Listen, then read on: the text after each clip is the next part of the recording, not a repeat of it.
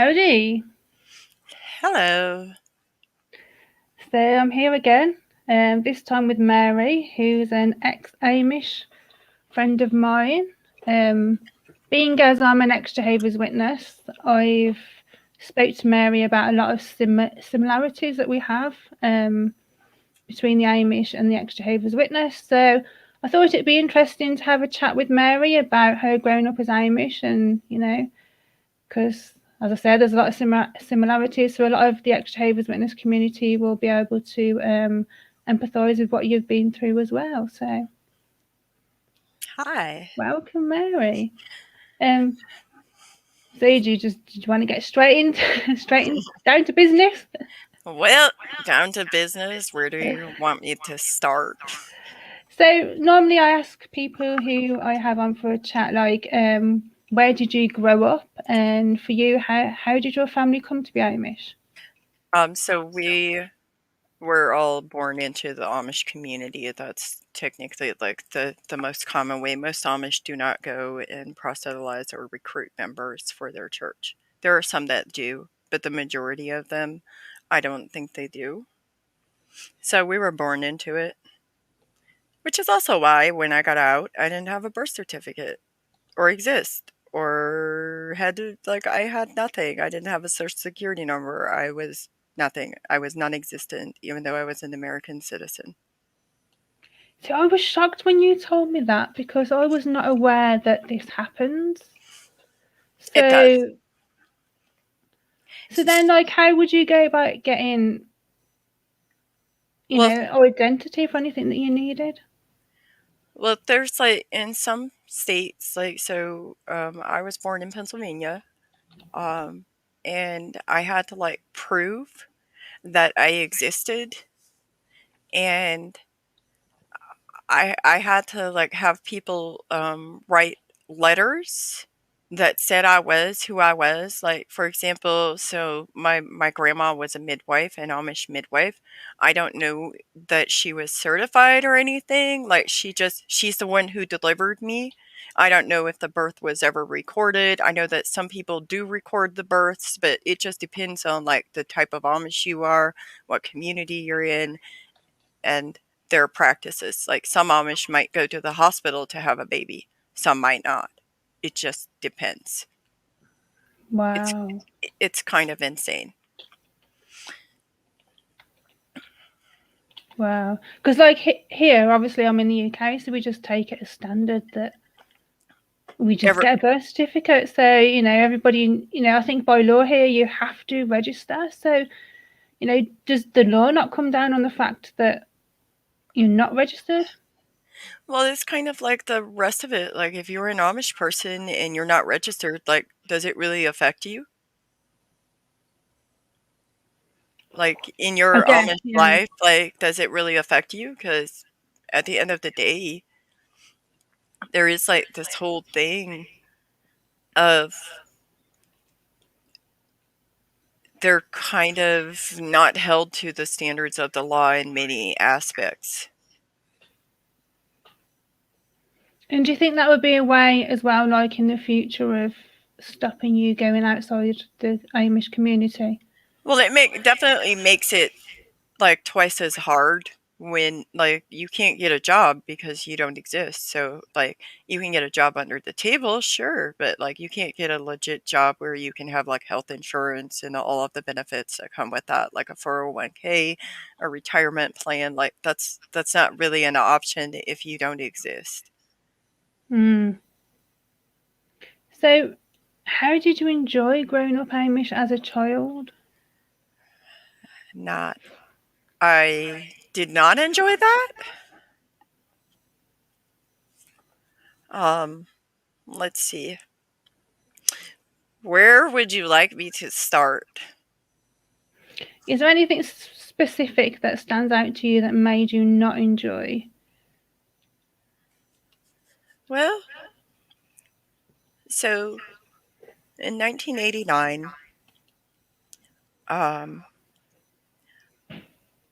I lived in Sugar Grove, Pennsylvania. I was around 4 or 5 years old, and I remember like this woman, oh my God, she was just gorgeous.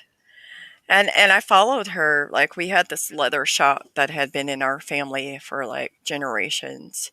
And so um, this lady came into our shop. I followed her around. I was just a small child. Obviously, I didn't have like the consciousness to know that this was not acceptable. But like, I told my parents I was going to grow up and marry a woman. And then after that is when I started remembering like I was being touched inappropriately by my biological dad when I was sleeping. And it's like that started a whole segment of just sexual trauma that lasted for more than 15 years. And the thing about that is when I talked to my mom about it, like her response was very much, he's sorry and you have to forgive him. And there was no like intervention sought to prevent that from happening again. But then he died. He was killed in a car accident, a car buggy accident, along with my uncle and my 7-year-old cousin. And for years, I sat there with like no outlet. And like every time people would talk about this, it's like they talked about him as this good Amish man. And it's like, how can you reconcile that when you're glad the bad man is gone and the bad things kind of stopped for a little bit, but then they started again with other people and just kept going? But anyway, so how can you reconcile that within yourself? Like, it was incredibly alienating and just silencing. Like, all of my feelings about him are completely invalid. Like, it doesn't matter. And I was even told, like, you can't speak ill of the dead. So when people say don't speak ill of the dead, well, what are you trying to hide? Let me ask you that. What are you trying to hide? That's really what I want to know. Wow. So what age would you say like the earliest memories of the abuse goes back to? At a minimum, 4, could have been younger Wow. than that. 4 or 5 maximum. And Wow. it's I'm so crazy. sorry that you went through that. That's It's crazy. Like, as a parent, I can't sit here and reconcile that within myself. There is no peace with that. I don't get it. I don't understand it. I can't comprehend that at all. yeah. Like someone's just said there they have they can't get their head around it. They have 2 young boys and did move the earth to protect them. Oh, is that my sister? That's not my sister. I can't see like Facebook user. It Obviously, we just is, can't see your name yeah. in the group. That sounds like something my sister would say. But yeah, like It, it it's just not okay. And as a parent, how can you sit there and have your child telling you these things and then have the person even admit it to another adult who's supposed to be protecting you, and they do nothing about it? That's the part I can't really wrap my brain around that. Like, what kind of a parent are you? Do you even deserve the title of a parent? no. And for And them to speak for them and say, you said, they said, he's sorry. Like, who does that? And again, like, I've never been able to really reconcile the incredible alienation, because on one hand you have like the oh my God, he's such a good person, and on the other hand you have the but he's the bad guy. And so mm, how I just don't get that. So that would be like some of my earliest memories. And so anyway, so when he was killed, my mom was widowed. She had 8 boys and 1 girl. My last brother was born 9 months after he died, and in that time frame before he was born, we moved twice because we were moved to a house over by my grandpa's. Um, and her and my grandma did not get along. Um, my grandma was a woman before her time inside of the Amish community. Let me just put that out there. She was this, right. she was this little 4'11" lady that gave birth to like over a dozen children, but like she definitely spoke her mind. Mm. And as I was growing up at very young times, like my own egg donor would say to me that I'm just like her. And it's like, at the end of the Mm. day, it's a compliment. If I am like this woman who actually stood up for what she believed of inside of a community where there's no room for for discourse around issues, like, if I'm like her, that's a compliment. Yeah. Can you imagine? Yeah. Um, so while we were there, like, I don't remember too much, but I do remember like my grandma doing stuff that was just really kind of we would have our Sunday dinners, and she had this candy room, and she would make candies, and she would always like let me go in her candy room and give me candy, and that was frowned upon by our parents because and see, I don't even know like when this was. I just know that it was like at some point in time. Like I remember distinctly exactly how the candy room looked and everything, and just how upset like the all my aunts and uncles and my parents would get because grandma just did whatever grandma wanted. Isn't that what grandmas are for though? To feed you up, and like, oh, we used to go to our nans and there used to be like chocolate and cake, and my mum would be like, you'd be sick, and we'd be like, we don't care. Nans give us this, so we'll just like eat as much as we want. What do you think? It was just Hype yeah. you up on sugar. And she used to make biscuits and cakes and all sorts as well. So it was just like, yay. Yeah. So anyway, so then we moved to another community. We lived in I lived in 5 different communities. It was pretty crazy. So we moved to another community, and that's where my brother was born. So he was born in 1990. So that would have been like, a very short period of time.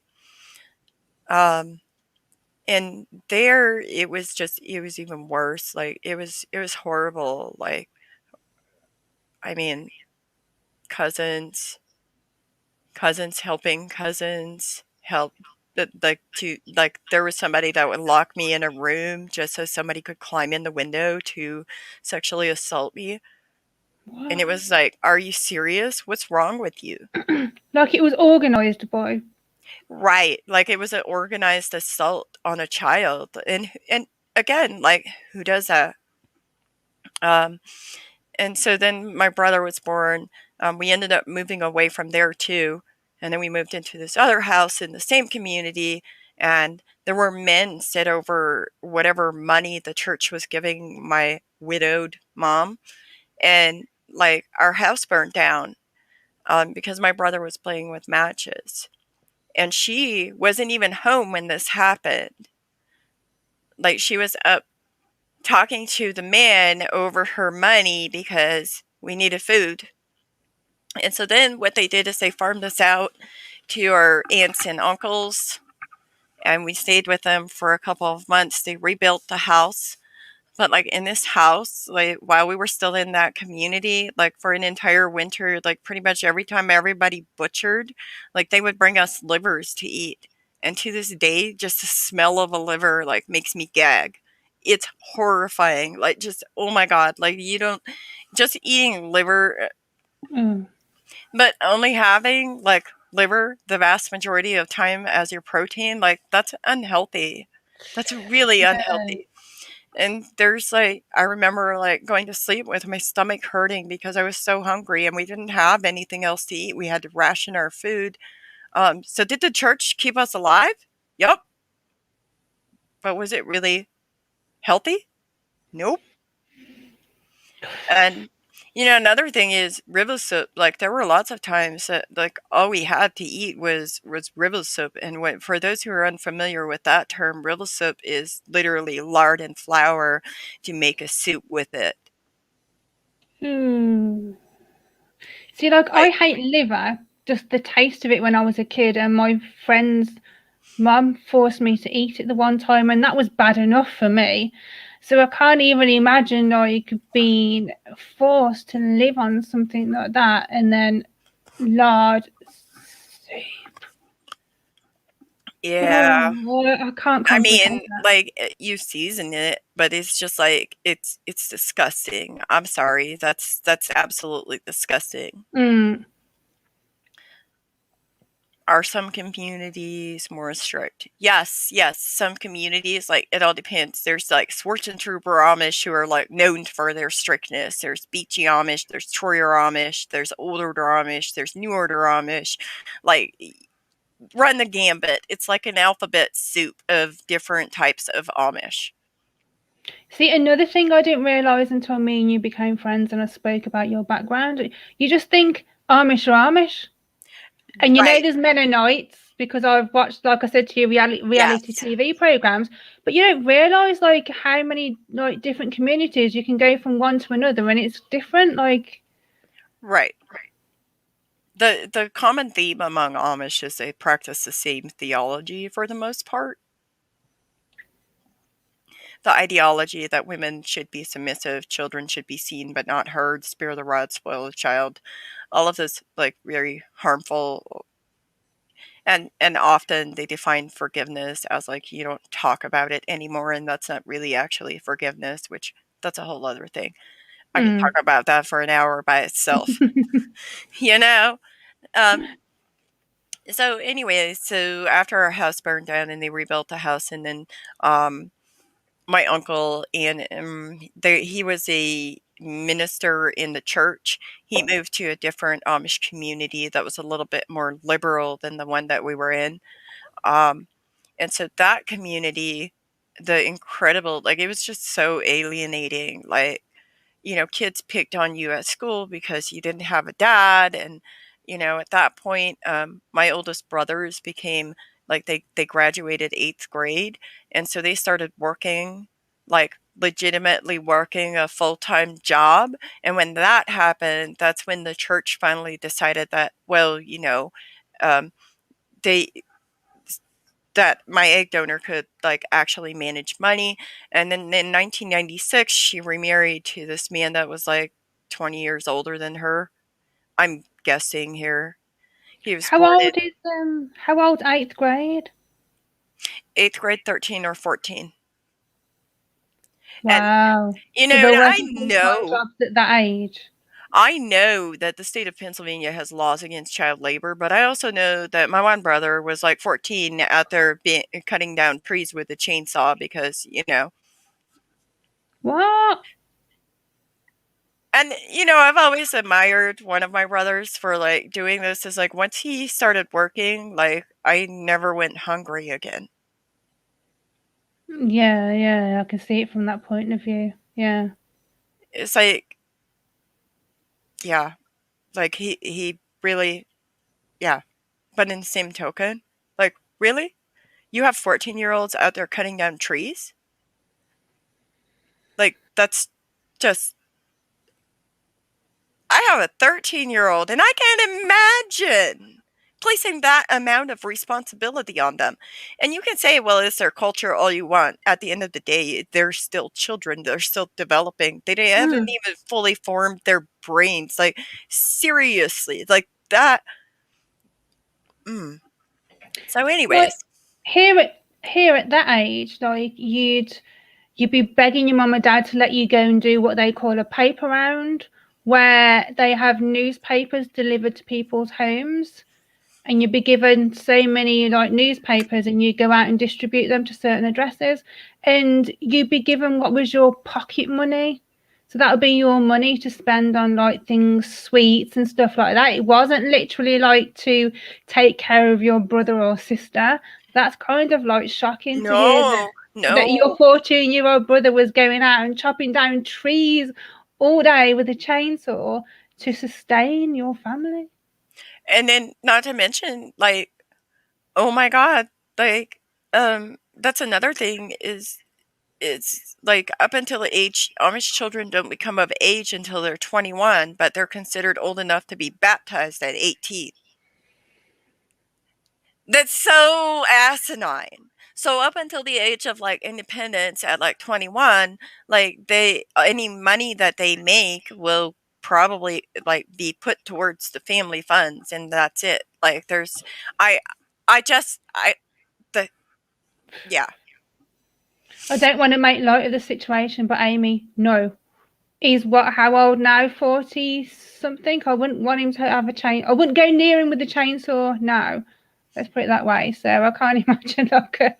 Well, and that's just kind of the thing is like it's a really harsh life. You're used to it. It's all that you have. Like that's all you know.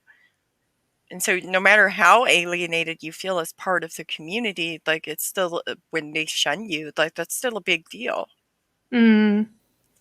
And one thing I remember you saying to me as well, going back to when you was abused when you were younger, because of the language barrier, it was difficult for you to actually talk about what had happened to you. Oh, let's go back to the community we lived in before that. So that's where I lived when that happened. So I said a stomach ache, and I said a stomach ache because I didn't have words. There were no words in our language. I did not know what my genitalia were called, and I ended up being taken to a doctor, and it was an actual medical doctor. That doctor is no longer. I don't believe that they're with us anymore. But anyways, so like as an adult, I've been working in healthcare for more than 10 years.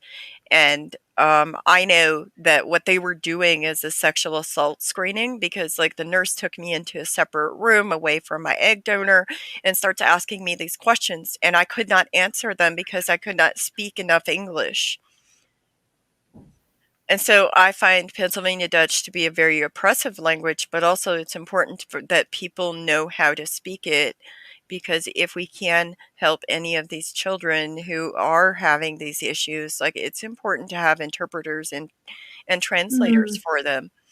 But anyway, so the nurse goes and gets my egg donor, and my egg donor blatantly lied to the nurse. Like, lied. And that's just another thing. Like, that was a completely missed opportunity. Yeah. So I'm just looking at the bullet points I've got wrote down, so I don't forget things to chat about. Clothing barrier. You didn't have clothing that was allowed to fit. You didn't have clothing that allowed you to fit in or look less, obviously, Amish. Right. So when That you was a child, yeah. it's that would be more like, so after I left, like so the day I left, I like for might jump in example, ahead. Sorry. yes, yes, you're Sorry. jumping ahead. But anyway, so once she got remarried, going back on track, and when she got remarried, we moved to Wisconsin, and we lived in Cashton, Wisconsin. We lived there for about 2 years. We lived on a farm at that point, a dairy farm. We milked cows by hand, all of that fun stuff. Um, Basically, um, it was just, yeah, it was ridiculous. It was still like you're you're now.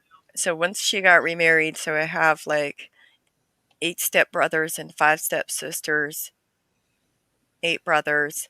They ended up having one more child together. So that's my half sister. So altogether, there's like 23 siblings. It's ridiculous. Wow. So then you became known as that family. And also, like, divorce is not allowed. So that is something that is predominantly, like, again, amongst most Amish. Like, I've never heard of an Amish allowing divorce. Basically, if somebody gets divorced, like, they would never be allowed to remarry while that person still lives, because their marriage still stands before God. Doesn't matter what the laws of the land have dictated. It sounds familiar. Um, so both of them were widowed because their partner had died, their spouse had died for whatever reason. So that's how they were able to remarry. But then Mm. we moved to Chaseburg, Wisconsin, which is where I actually left from there. But like the thing is like in if you go back to the last community that I lived in Pennsylvania, like even there, it wasn't safe for me to go to the outhouse because we didn't have indoor plumbing. Like we didn't have bathrooms inside. We had an outhouse. And so it wasn't even safe to go to the outhouse. It wasn't safe for me to be in my room. Like I had people breaking down my room. Like I can still to this day, like don't startle me, please. It's really triggering and I've tried to like heal from that, but at the end of the day, it just doesn't some of those things it doesn't seem to matter like how much I process and work through it. It still can be a trigger. And PTSD. when I figure out like it's this element and I process that element of it, then something else happens. And then I find out it's this other thing too in conjunction with that. And like, I'm sorry, body odor is still like a trigger because like we were only allowed to bathe like once a week. And so I was told it's a sin to bathe more than once a week. We didn't have showers and we would have a big, huge iron kettle where we would heat up our water under wood, under over a wood fire, and it would be in the basement. And that's where we would take our bath, even winter, summer, whatever. It was in the basement. Wow. So does that must leave you with kind of like OCD tendencies, like once you can bathe, because it's just going to make you like, A I little can bit. imagine like paranoid about that. You know, I can imagine you there in your bubble bath and everything, just be like, yes. I mean, like, there was a time where I took like 4 showers a day. Yes. Mm. And let's not even talk about deodorant.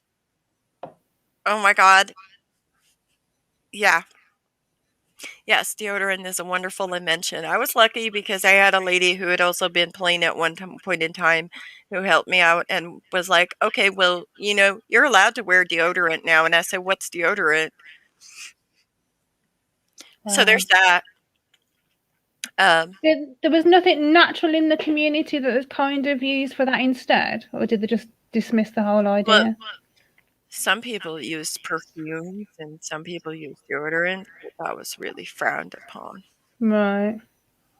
But even so, if you only bathe like once a week, like imagine having your period and only bathing once a week because that's all you're allowed to do.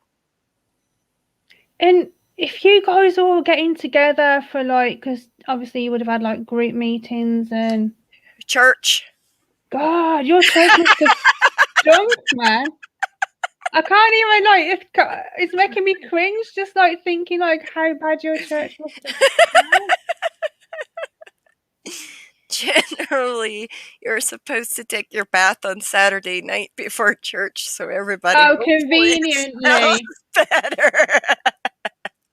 Wow. Yeah, yeah. And Uh, like you said, like with the female cycle, that's a time when you want to be even more clean. So like, you feel so gross anyways.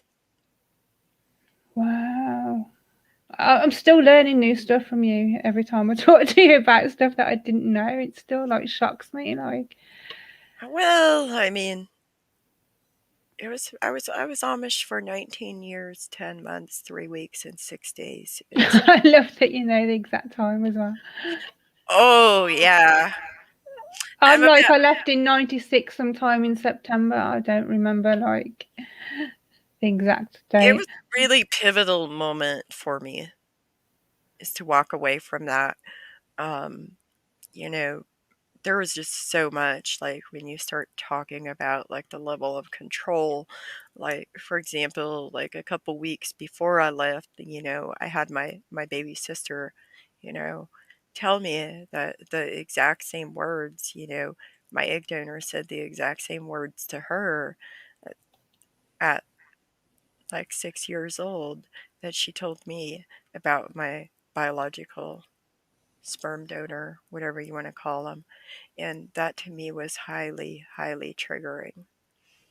Um, and then another thing was that was told to me was, when you get married, You have to do whatever your husband says, whenever he says, inside the Head, bedroom and out, you know? head of the household. Right, because you have to be a good submissive Amish woman, which is just like, oh my God, like first off, that's another thing is I don't really identify as woman or man or anything like that. So So I was going to it's, ask you, like, because obviously, you started to realize your sexuality wasn't what was acceptable to them. So what kind of age was you when you started to have those kind of thoughts? I was pretty young because to me women were always beautiful and you know Mm. it's like we The had lady from the shop must have made you. Did you? But I bet you didn't realize at the time, though, would you? Like, or well she just it made me very happy to see her because she was beautiful. But, like, in the same token, I learned real quick that, they're gonna try almost like some level of conversion therapy, and not to mention, like, we had the lesbian neighbors that lived on the corner, and we didn't even talk or look at those people because their sin is so great. And it's like, first off, like, I read the Bible. Where in the Bible does it really say that homosexuality is wrong? And then when you research it, like the original text doesn't even say homosexuality. If you want to look at the Old Testament, it actually is talking about pedophiles. Good job translating. mm, So, yes. I mean, like that was another thing is just my stepfather said that I couldn't possibly because I have this question, this burning question that they've never been able to answer. And what it is regarding the verse that tells you to obey the government, for the government is appointed by God. And so, therefore, you must obey the government, right? So, if it says that, then why don't we follow all these rules? And why are we fighting these rules? Because this is what the Bible says. See, we were taught obey God as ruler rather than men, but then as soon as it conflicts, like they will say we will follow the government, yes, but then as soon as it conflicts with anything that they consider to be God's laws, no, we're not doing that. Yeah, exactly. And it's just like, no, like that, you can't just cherry pick what you're going to follow. And then Mm. the other part of that is like there were multiple times that I told my egg donor about this, about being sexually assaulted, because it was continually happening in every single one of those communities. And the thing about that is like her responses didn't get any better. In fact, they were worse. And it was very much how to translate it. You have to forgive them. Well, you're not praying hard enough, or you don't believe hard enough. And I say to you, when you have a child who believes everything that you're twisting to suit yourself, that you're cherry picking, um, and they're sitting there and they're crying and just in this deep despair and begging and praying, what do you call that? And then you're telling them that the fault lies within them? No, I don't accept that. Yeah. But anyways, going back to my sexuality and being Amish, that was just isolating, and it's like they were punishing me for it. Wow. There's no like there's no space for you to be a gay Amish person. There's no space for you to be non-binary. There's no space for you to be trans. There is no space for you. So what happened there? Did you tell somebody, and then obviously do they Nope, tell the wider nope, community, or nope. I just had to keep it to myself right? because if I voiced it, what were they going to do? What were they already doing? Mm.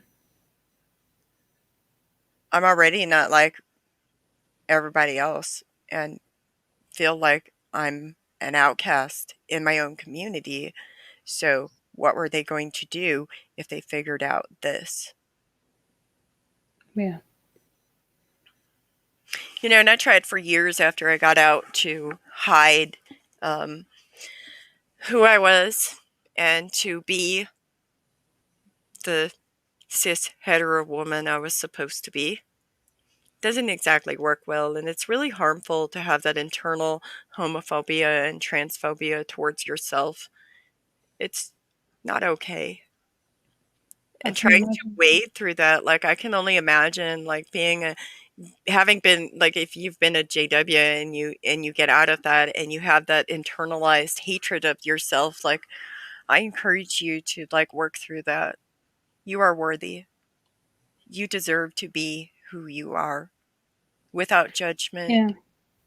And a With lot of people do. I've seen it in my group where some people they are fighting with accepting their sexuality because they've been made to feel like they're in the wrong and they're unnatural. So well, it in must my be huh? it must be like a really hard battle because me, I left and just accepted myself for what I was because I had no guilt because I didn't believe anymore. So it must be really hard if you're still holding on to those beliefs Mhm. and then despising yourself for what you are. I can't imagine. You are worthy of being you. And another thing is you can try to run from those feelings and those attractions, but they're always going to be with you. And I really tried to like kill myself like several times over it. And that's the thing is like once I just accepted myself and kind of work through those things, I don't have those. I haven't had those suicidal ideations.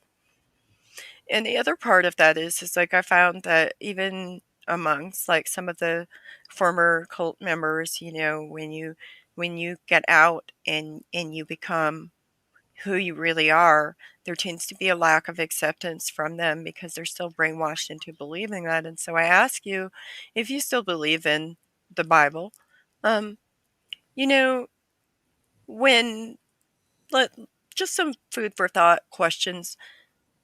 When you're not supposed to question God's word. So if you're not supposed to question God's word, and if God created everybody in his own image and light, then do you think God made a mistake when he made trans people and when he made gay people? It's just a thought that I have about that. Hmm.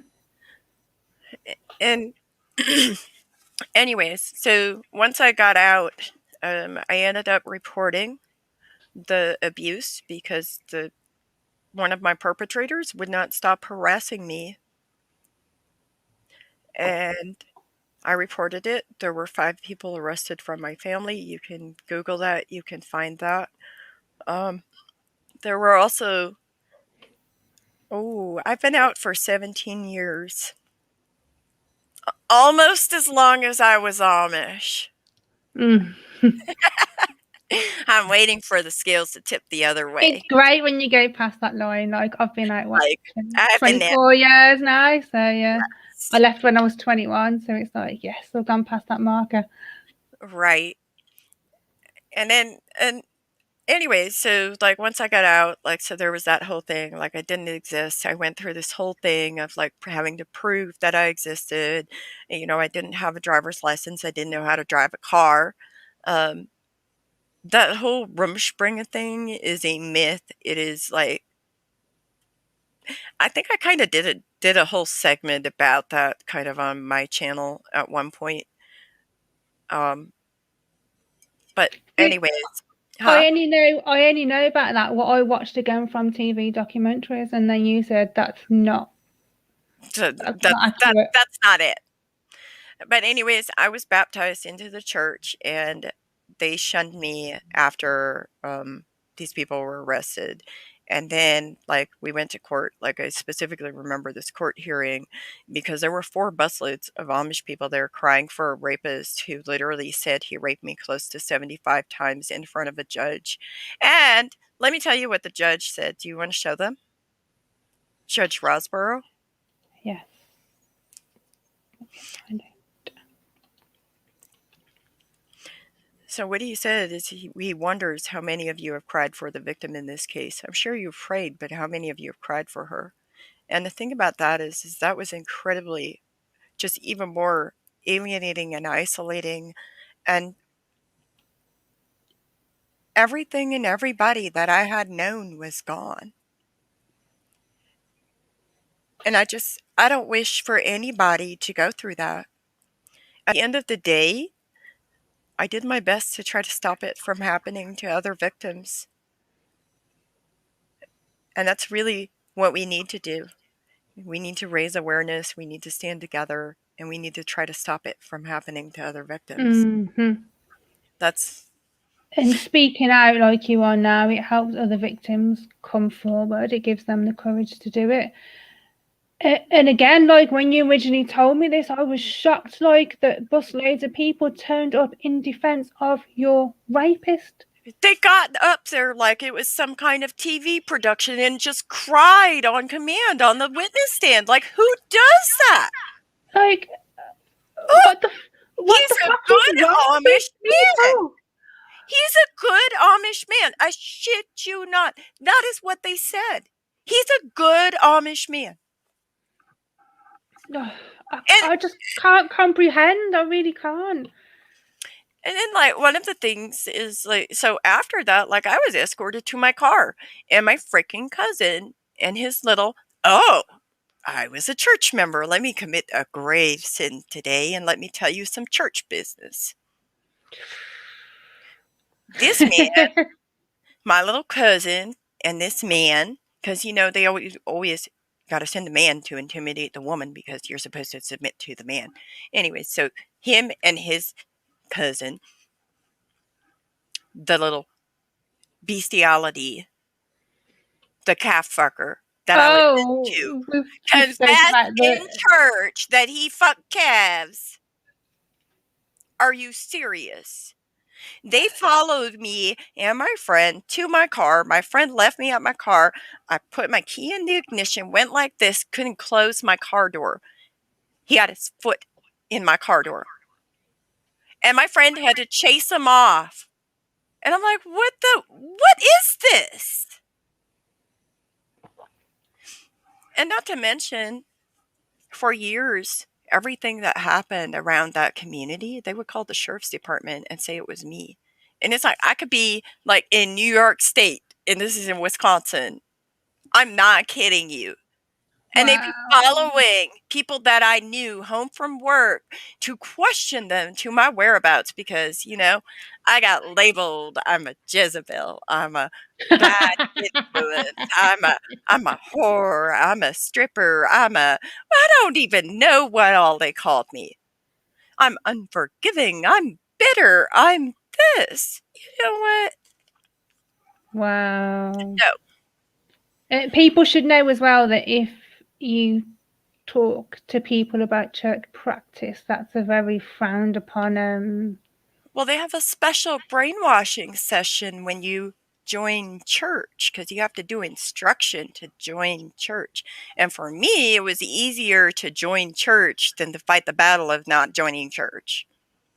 So they legitimately have a special hour brainwashing session to talk about the grave sin. And then when you get baptized, one of the questions they ask you is they make you promise not to tell church business to outsiders, anybody who's not a member of the church. Don't worry, though. We'll pray for you. I feel so much better knowing that. Oh, boy. But that's just crazy. Like, how do you justify this? And not to mention, like in America, like there's constitutional rights, there's human rights. Where are the constitutional rights for Amish children? And where are the constitutional rights, the human rights for them? Where? When talking about human rights, one story, it makes me do this every single time, I'm going to mention. Yes. Novocaine. What happened to you when was you 15? Yeah. 14, 15, something like that. So I don't have a single tooth in my mouth. All my teeth were pulled. The last dentist that I went to was an Amish man who injected cow Novocaine into my mouth to pull out my wisdom teeth. And they did get me dentures, but basically after, it just, first off, who does this? Who does this? It was in his living room. He has a chair that you sit in. You sit in a chair. He takes this big old needle, injects this Novocaine. Nothing was numb. I felt everything come out. It's a thing of horror movies. It really is. And this is how Amish people sometimes operate. Literally operate. Yeah. But it's also a crime to practice medicine without license or to, and he definitely wasn't licensed, because if he was licensed, he would have been able to go get actual Novocaine. But anyway, so my stepfather said that, well, maybe she'll shut up now. I've never forgot that sentence. I was just like... So, I mean, clearly you can tell that worked out well for them. Obviously didn't, but just the whole harshness of that whole scenario, of you having to go through that, and then him saying that just adds insult to like major injury. Yeah. Well, you're not supposed to talk about it when people violate you sexually because, first off, you're not allowed to say no in the first place. You're supposed to do whatever your husband, whoever's the man of the house is, you're just supposed to do it. Just do it. It'll be okay. No, it won't. And like at the end of the day, the thing that kills me the most is that there's no space for LGBTQ Amish.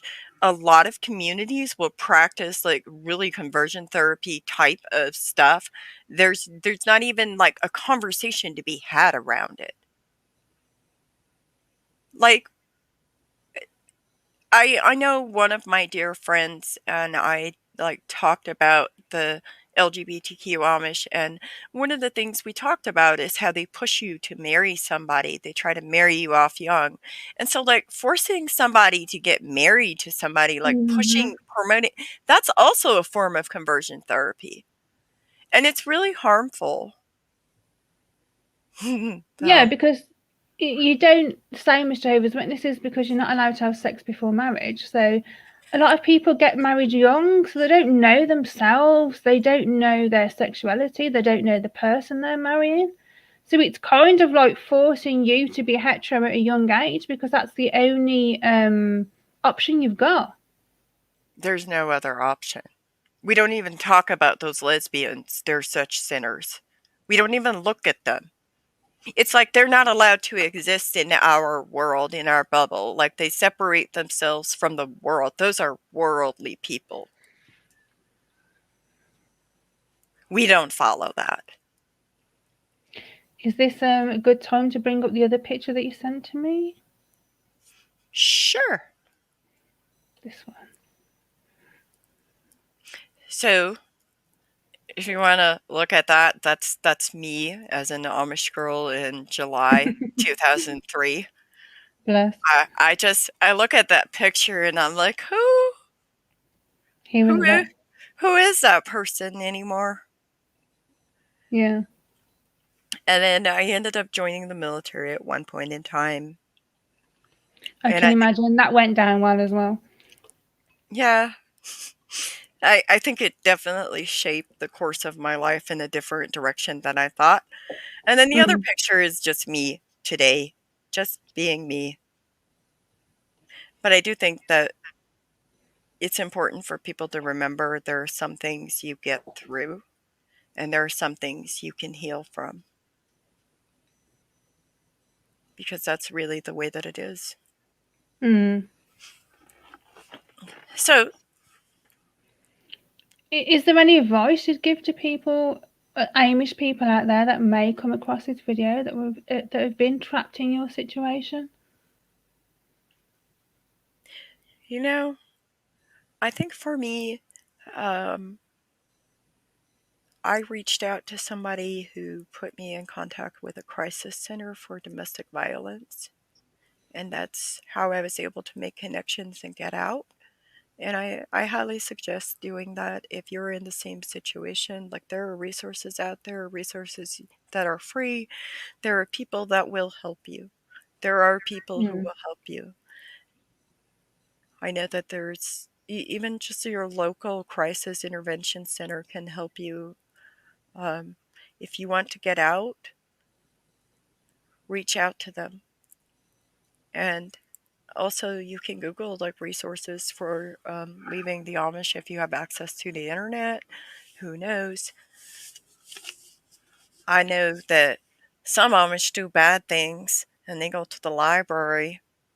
Check with the Mm. library. You might be able to use the internet there. Um, I wouldn't consider that a bad thing to go use the library. The library is a wonderful place to find resources and new knowledge and information. Just know Do you you're want not alone. Huh? definitely?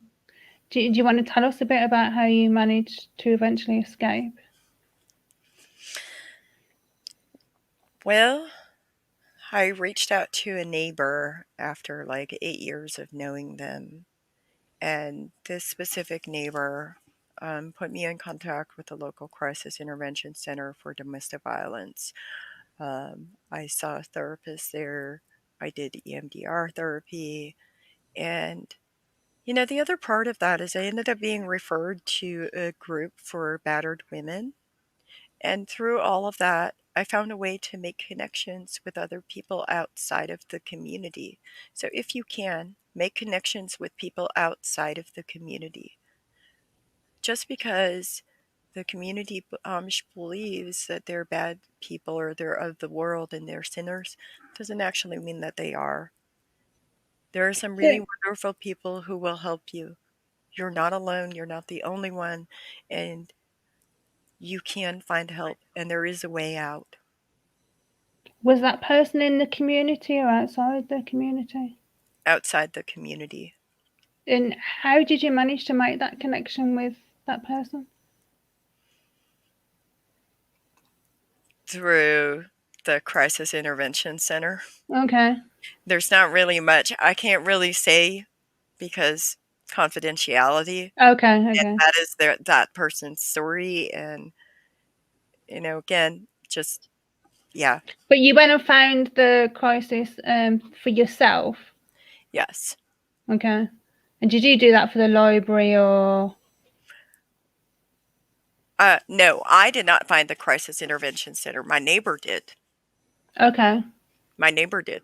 And my neighbor Okay. gave me rides to, like, go to do these things that I'm not supposed to be. Okay. So you found a neighbour that you could confide in, Yes. and then they helped you. That's good. Yeah. Yes. So I found somebody on the outside who helped me. Cool. Cool. So that's what I'm saying is, like, there are some people who will help you. Mhm. You just got to be very careful because there are some people that will, you reach out to them and they will go back and tell your bishop or your minister or your deacon or whatever, and they'll go because they want to protect, and they view their role as like protecting the Amish community and the integrity of the Mm. Amish, because they have the Amish didn't to have them on this pedestal where they can do no wrong, and at the end of the day, they're just humans. They're just humans like the rest of America. The rest of the people in the world, they're just humans. Some of them are bad. Well, like someone said, they're worldly, and that's what Jehovah's Witnesses called them. Like anybody outside the world is evil and bad and worldly. But when I left, those were the people that helped me. Those were the people that were there for me. They're not. I've been shunned for 24 years now. They've not helped me. I have been shunned for 17 years, and I think that the mentality, you can heal from some of the mentality. The indoctrination, you can heal from some of that. You can find your way and find who you are. I don't Mhm. know I don't know how other people cope. One of my things is I actually started a podcast where I talk about these things because that's part of my coping mechanism. Um, I don't know if they'll ever completely go away. I still, to this day, have trouble with nightmares and sleeping problems. Same. I don't even believe Armageddon's going to happen. And 24 years later, I am still having nightmares about it, even though I don't believe in it. Exactly. It's It's important how you talk to yourself when that happens. So if you have nightmares, if you have triggers, like when you talk to yourself, it's really easy. And I'm the first person to raise my hand. I feel personally attacked by this content. It's really easy to fall back into the talking to yourself the same way that you were indoctrinated to talk to yourself as a child. It's important not to. You deserve better. You are worthy. You're safe. And that's a lie. I don't believe Armageddon's going to happen.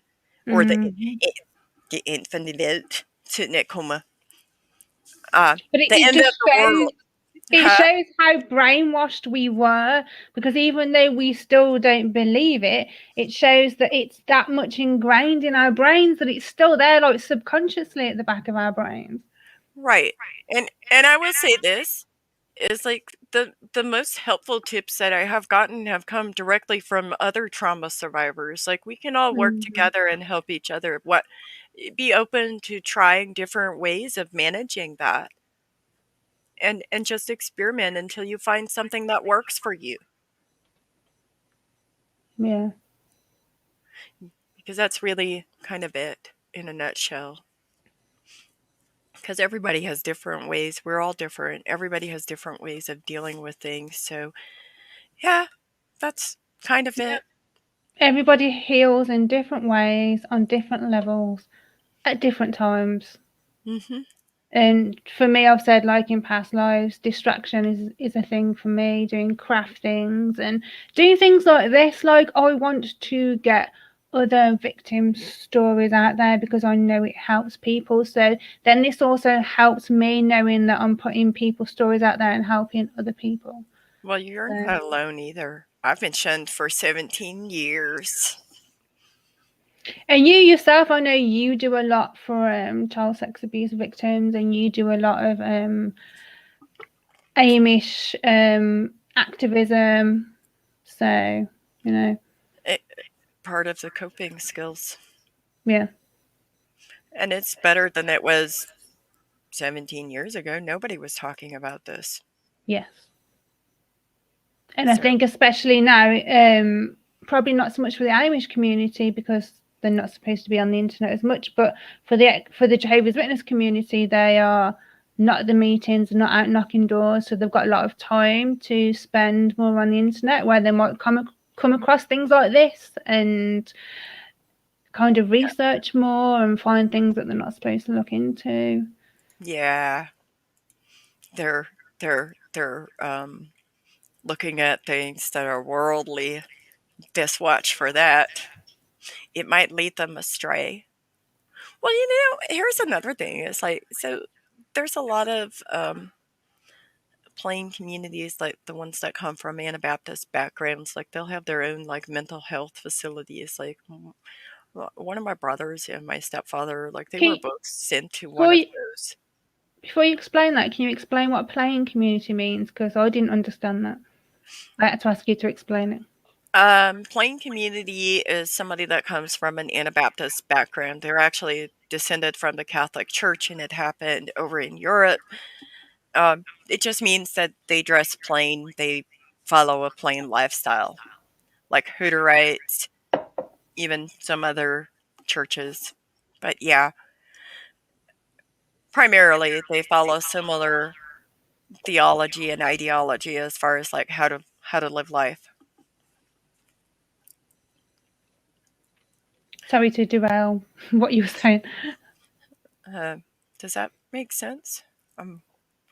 I lost my train of thought. Sorry. Oh, I was talking about the mental health facilities. So there's an article in Cosmo that was put out, I believe, in January 2020.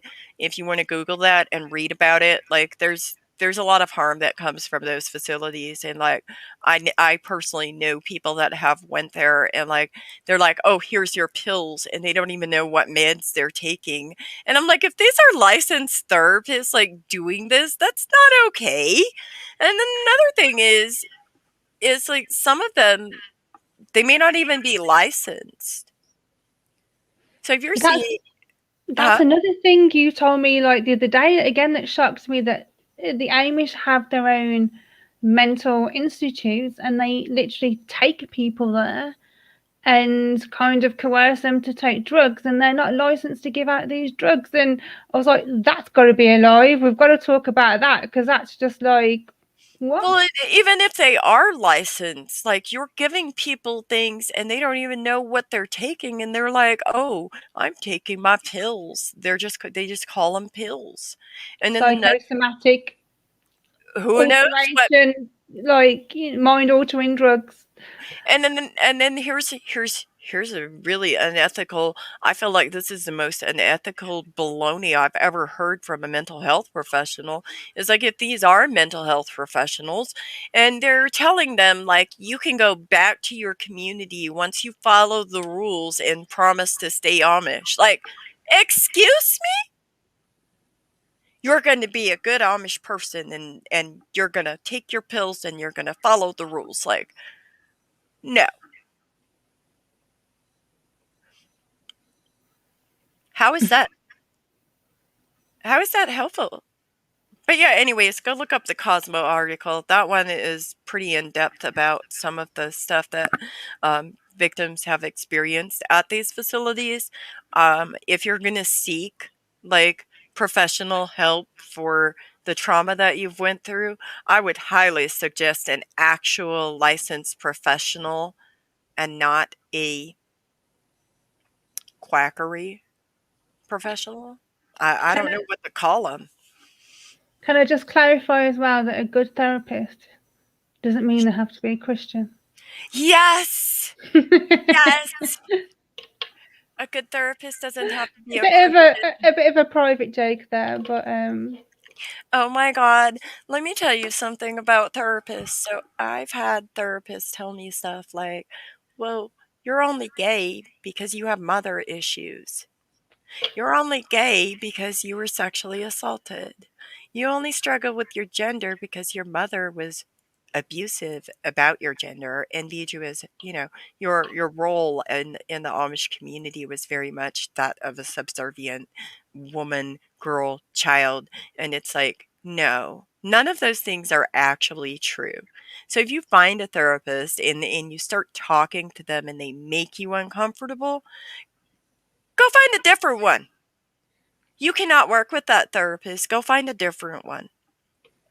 Whether yeah. that's a psychologist, a psychiatrist, a licensed clinical social worker. Mm, I'm actually in the works of putting together a whole live stream about this because it's something I believe is so important that we get it right.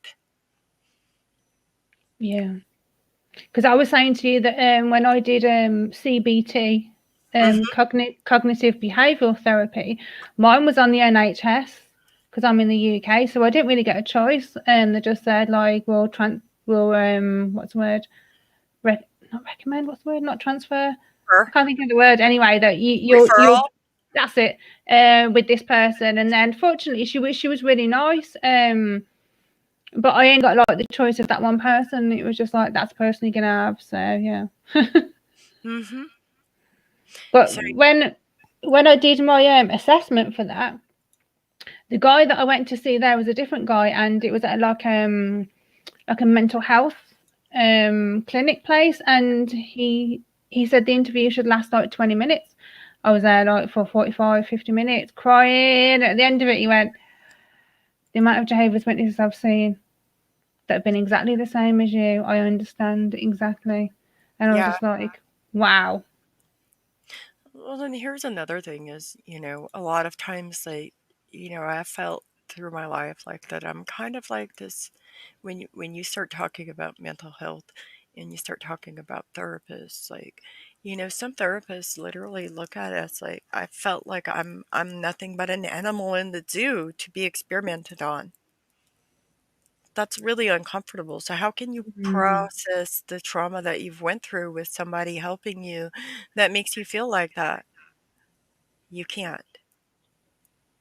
Is there many ex-Amish that have gone into being a therapist? Because I know there's a few ex-Jehovah's Witnesses that I know of Not that have not done that.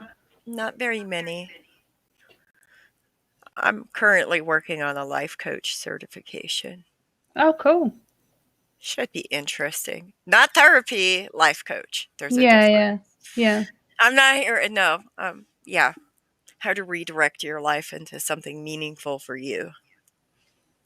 But at least that's good for for people that leave. No, all of a sudden, well, instantly, not all of a sudden, you've got that connection. You don't have to sit and explain everything because they automatically know most of what you've been through and understand it. So, Hmm. And here's just another idea is like ask them if you're unfamiliar with something, what do you do? Because a good therapist is going to tell you, I'm going to research it. Like, mm, especially if it affects my client, I'm going to research it. And that should be like standard across the board. It is their job to familiarize themselves with the issues and help you, and they can't help you if they're not familiar with it. yeah, Maybe I'm sitting on my pedestal right now a little bit. doesn't feel like it to me. I don't know. It just is what it is. Well, I Um, mean, it's been great having this chat with you because, like I said, as we started, I feel like we've got a lot in common, and I want people to know more about what you've been through. And you're a warrior to me because you've been through some really fucking harsh stuff, and you've come out on the other side, and you're still strong, and you're still there for the people as well, and you're still speaking out. So, well, I just hope that someday things will change for the Amish people. Because at the end of the day, like you can take the Amish person out of the community, but you can't take the Amish out of them because there's so much indoctrination and there's so much like just cultural things. Like, you know, talk like pop culture. We have no reference point. mm, And so you don't realize exactly how much that alienates you until like there's everybody around you is having all these conversations about these things and you don't have that. Just different ways of doing things, like it's shocking to me that people don't know how to make butter. It's shocking to me that people don't know that milk comes from cows or goats, or you have to milk them. Like it's all just like it's it's entirely there's a huge culture shock that happens when mm, you get out of that type of community. And when you talk about having clothes, like clothes that don't fit you, or like they don't allow you to like be a part of like regular society. And so like I got lucky because this this person had given me a couple pairs of pants and some t-shirts that I could wear. And so, right, okay.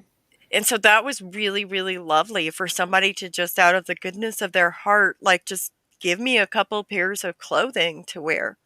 Because I didn't have any money because I wasn't 21, so I couldn't earn money, because all the money that I earned or made or whatever would have went to the family, the parents.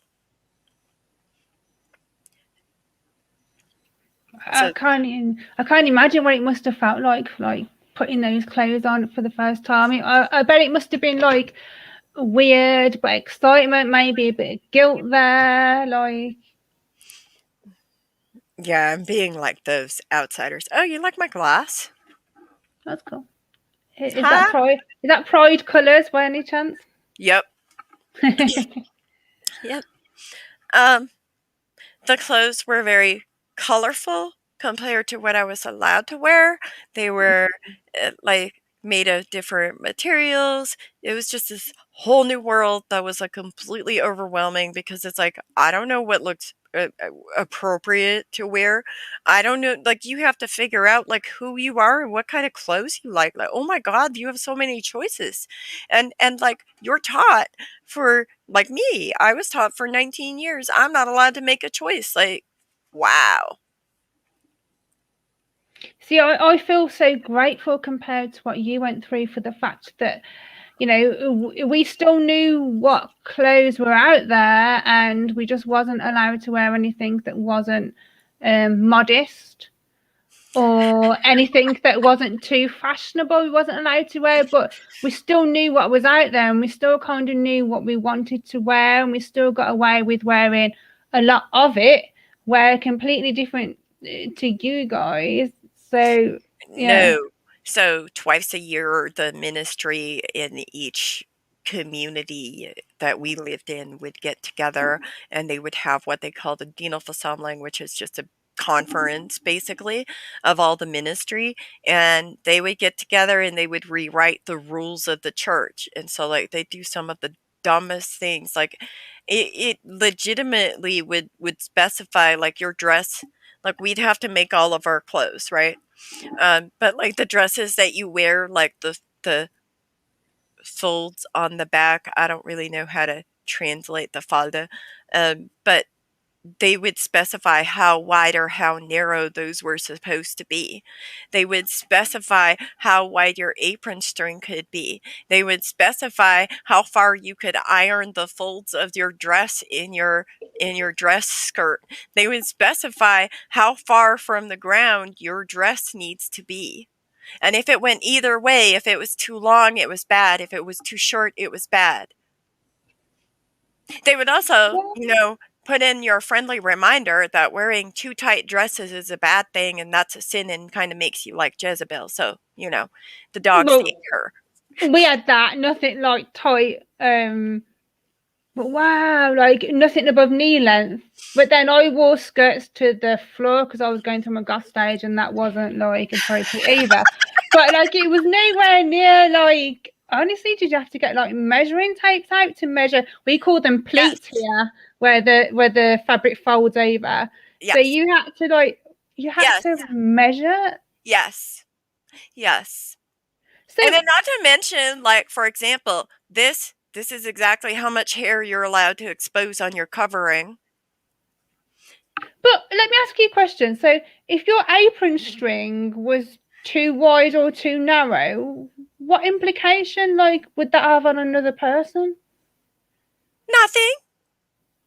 But you get talked to about it. More than likely, you'd have to pick it out and re-sew it the appropriate So what was the reasoning? Because why?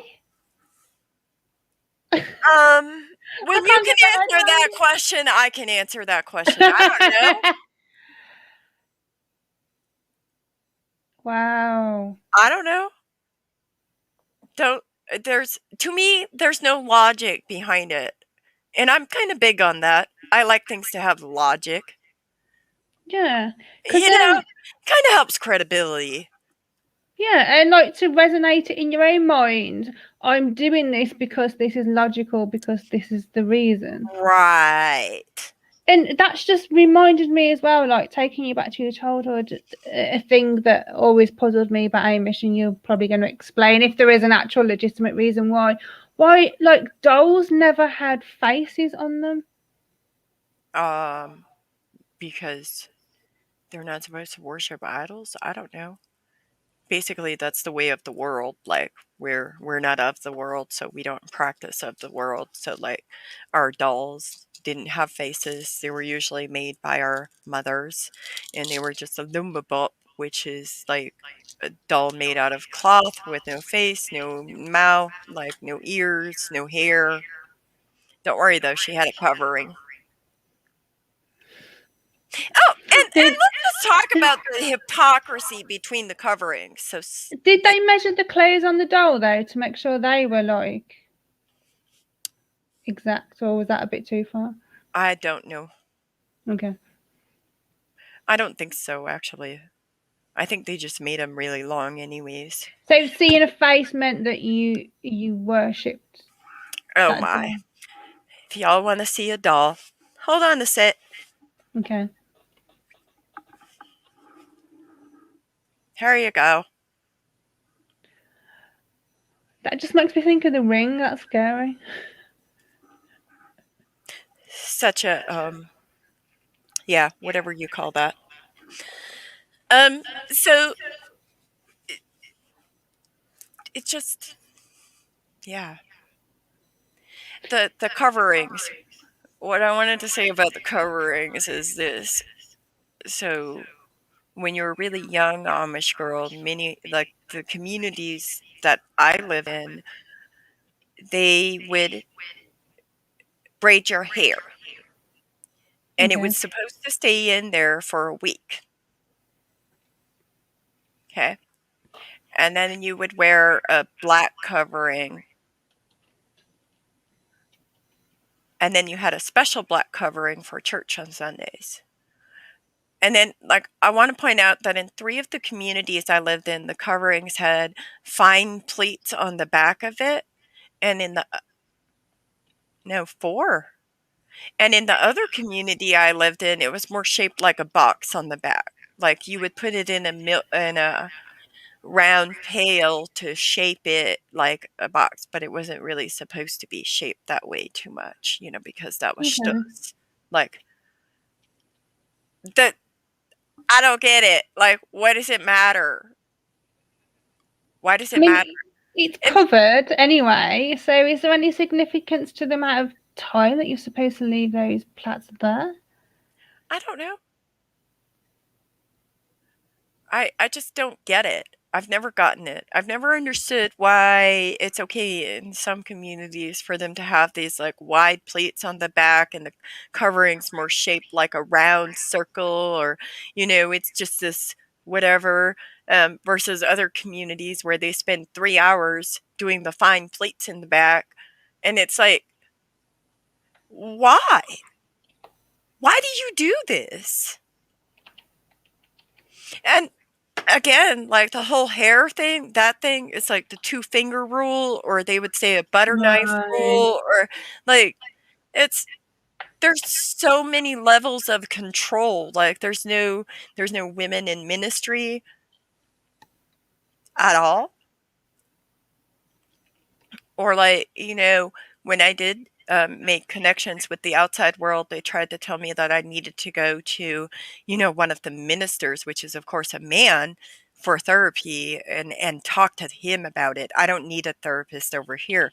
And my thing is at that point in time, I was awoke enough to realize that he was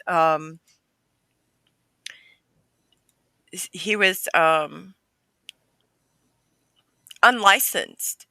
He doesn't have the qualifications to provide any form of therapy for victims. I'm not surprised. I would have been like a few weeks ago, but the amount of people that you've told me like and end up hearing that these people do these things and they're not licensed, then Yeah, it's really concerning that there's a lot of like unlicensed therapy happening, um, in regards to, yeah, it's just really concerning, and I think it needs to be addressed.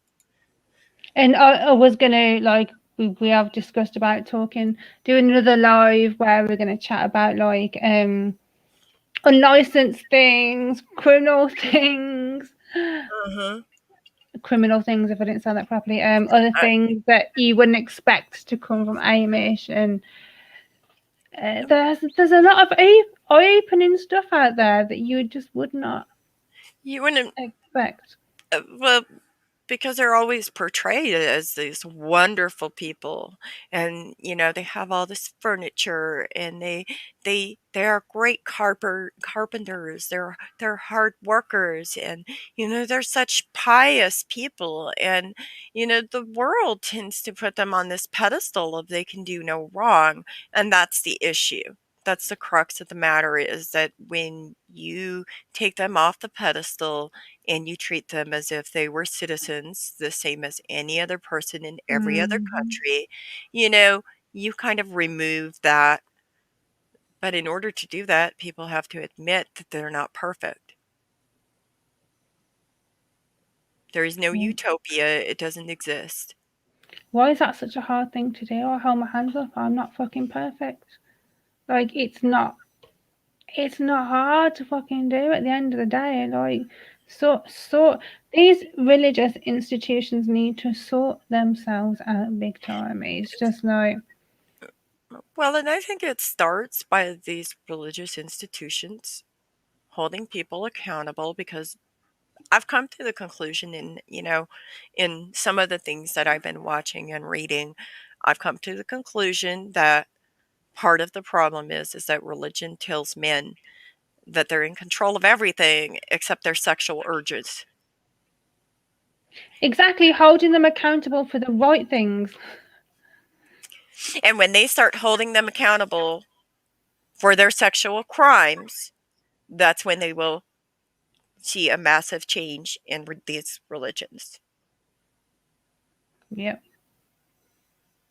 That's kind of the conclusion I've come to. I was going to say we can hope and pray one day that happens, but I'm not going to pray. I'm going to hope an activist until that actually happens one day. We're going to keep talking, right? Mm-hmm. Keep exposing. Yep. Yeah. And it's been good doing that right now. That's pretty much all I've got for today. I think I'm talked out. Exhausted. Thank you for coming and giving us that enlightenment into growing up Amish and what it was like until, your teenage years, adulthood, and yeah. Thank you for having me. I mean, and really, if anybody out there is listening, just know you're not alone. Please reach out. Please try different things. Find people you can feel supported by. That's important. Yeah. And if you're on Facebook, I have a group, Ex-Jehovah's Witnesses United. All ex-cult members are welcome. Ex-Amish, ex-Mormon, ex-Baptist, anyone, if you want to come and reach out to people. As you can probably tell by today's chat, we've all been through something similar, so don't hesitate to come and join. Mm-hmm. Any last words, Mary? If you want to know more about the things that I'm working on, I do have a YouTube channel that I will put in the comments for you guys. Thank you for listening. I appreciate you. Definitely check out Mary's channel. I recommend it, especially Coffee with Elam. Like that. I enjoyed that series. It was informational and funny at the same time. Like, you guys were funny, so yeah. Oh, you mean our snarkiness? You just got good banter, and it was just like, yeah, it was good for a Sunday afternoon here for me in the UK, Sunday afternoon. So it was good. Like, I kind of miss you guys last Sunday. It was just like, oh. Okay, here's my last words. I really, really kind of miss Coffee with Elam, but it's like we're on break right now. It's a lot of work to do it, but I miss it because it's like there's this beautiful thing that happens when we do it, and just I don't know, it feels like we're maybe making a difference when we're doing it. Definitely, yeah. But breaks from activism is good, because you don't realise until you're here doing it how like mentally and physically straining it can be. So you do have to take breaks to recuperate and then carry on. Yeah. So that's my final words. Y'all have a good day. Thanks everyone for watching and commenting. I never do any good outros. Like, I end up looking like end broadcast. I'm clicking. I'm still looking like, is it finished yet? I need to do an outro so we don't end up here like sitting going, we're still live yet. So. You're so much more organized with your stuff than I am. Just put it out there. I try. We got one last comment here. I'll flash up.